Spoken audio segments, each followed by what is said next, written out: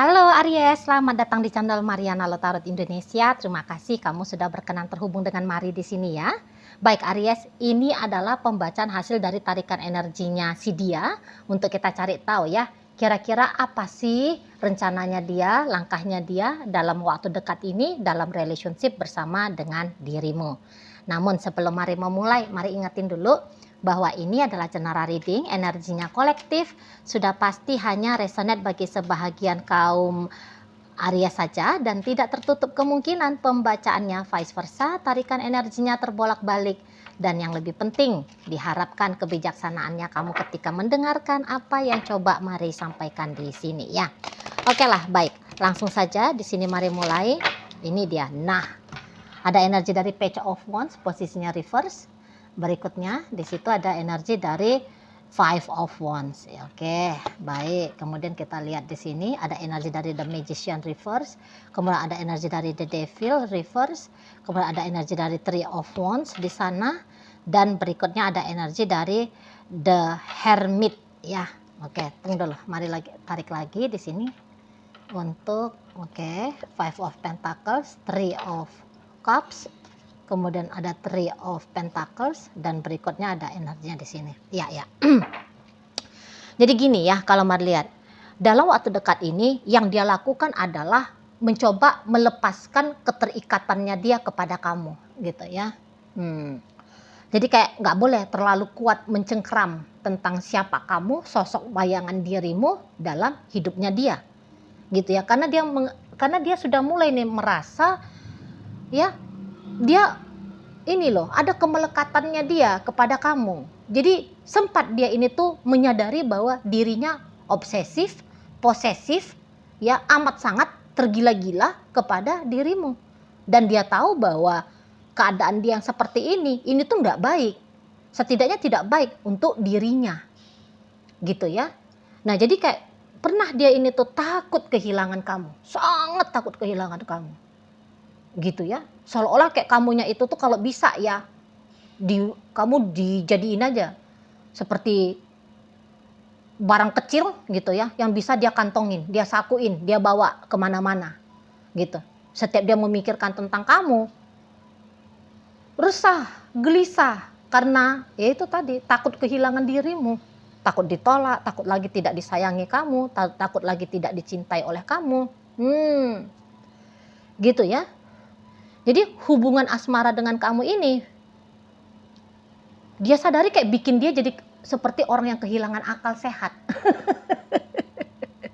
Seperti dianya itu tuh kayak orang yang menolak ya untuk hidup tanpa dirimu. Wah, ya kesadaran itu tuh ya ternyata bisa ya mengarahkan dirinya bersikap lebih pantas aja gitu ya ke dirimu gitu loh. Jadi nggak usah lagi pakai acara posesif kah, ya memikirkan kamu siang malam kah, tergila-gila kepadamu kah, berhasrat bernafsu ke kamu kah.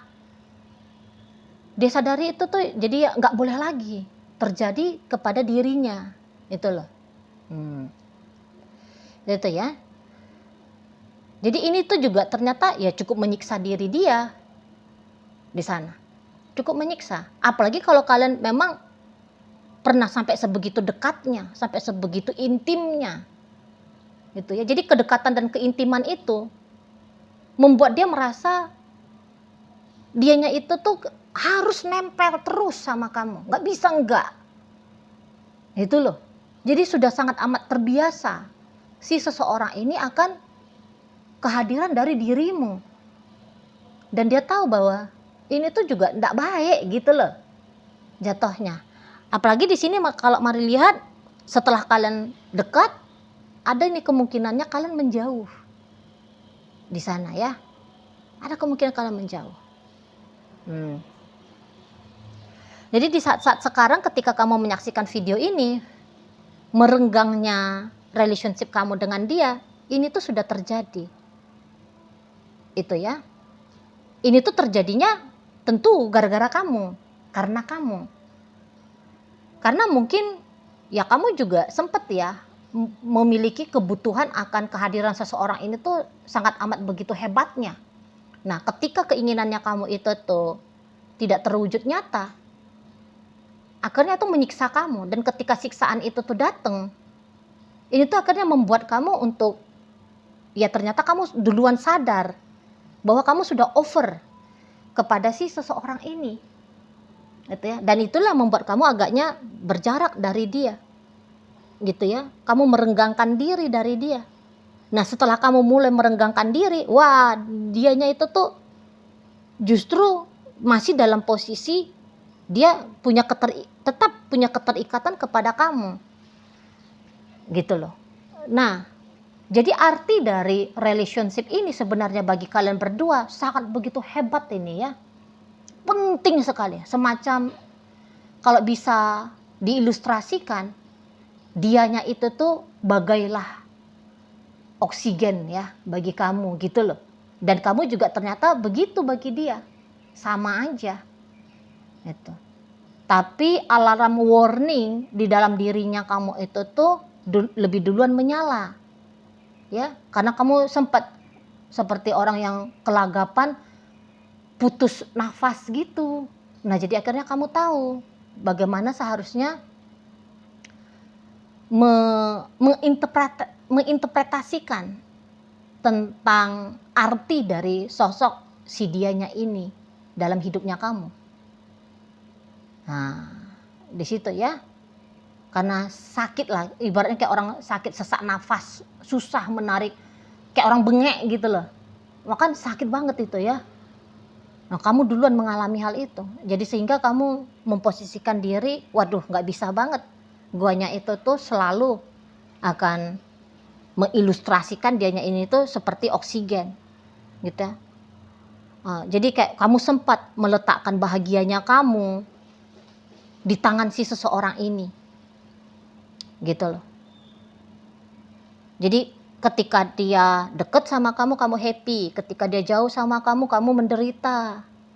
Misalnya seperti itu ya. Di sana. Jadi ini tuh kamu sadari, wah nggak boleh lagi nih terjadi. Gitu. Dengan ada ataupun tak adanya dia, kamu tetap akan baik-baik saja. Gitu ya. Atau mungkin datang pemikiran barunya kamu. Cocoknya hubungan kalian ini tuh jenisnya apa? Gitu loh. Jenisnya hanyakah sebatas rekan kerja saja, misal. Ya. Hanya kayak cukup menganggap dia sebatas mantan terindah saja, nggak usah lagi berharap misalnya ingin kembali bersama dengan dia gitu ya. Atau ini tuh hubungannya cukup hanya sebatas pacaran saja, gitu ya, temanan saja misalnya, gitu. Jadi dalam pertimbangannya kamu, gitu ya, hemat-hemat pikirannya kamu, iya ndak bisa lebih, gitu loh, ndak boleh lebih kamu dengan dia, itu ya. Nah jadi mulainya kamu ini tuh agaknya merenggang dari dia, itu tuh pun akhirnya menyadarkan si seseorang ini. Gitu loh. Jadi kayak kamu dan dianya itu tuh saling trigger di sini ya. Untuk tahu menempatkan posisi satu sama lain. Gitu loh. Untuk memilih dengan tepat kira-kiranya apa sih jenis yang baiknya diselenggarakan dalam hubungan kalian gitu kan. Nah di sana kalau mau dilihat, memang kamu bukannya mau benar-benaran putus koneksi dari dia, ya walaupun kamu nggak mau lagi menjadi kekasihnya dia, tapi kamu nggak mau putus koneksi, gitu loh. Tetap ada interaksi kalian, tapi jenis interaksinya itu tuh tidak serupa sama lagi seperti yang kemarin-kemarin hari. Misalnya kemarin-kemarin hari 24 jam chattingan, teleponan, video callan, saban hari ketemuan misalnya. Gitu ya. Nah, menurut kamu lo ya ndak bisa lagi. Yang modelnya kayak gitu hubungan kalian berdua. Gitu loh. Harus tahu kapan masanya bekerja, kapan masanya istirahat misalnya gitu ya. Jangan nempel terus kayak perangko, nggak boleh. Nah, ada datang kesadaran seperti itu, diawali oleh kamu dan kemudian di dicontoh, akhirnya dicontoh sama si seseorang ini, gitu loh. Nah, jadi kayak ada perubahan, pokoknya di sini tuh akan ada perubahan tindakan dalam hubungan kalian. Itu dia sebenarnya poin utamanya, perubahan tindakan, gitu ya. Memang perubahan tindakan ini diawali dengan kekeosan dulu, yang nggak enak dulu, yang nggak nyaman dulu, gitu ya.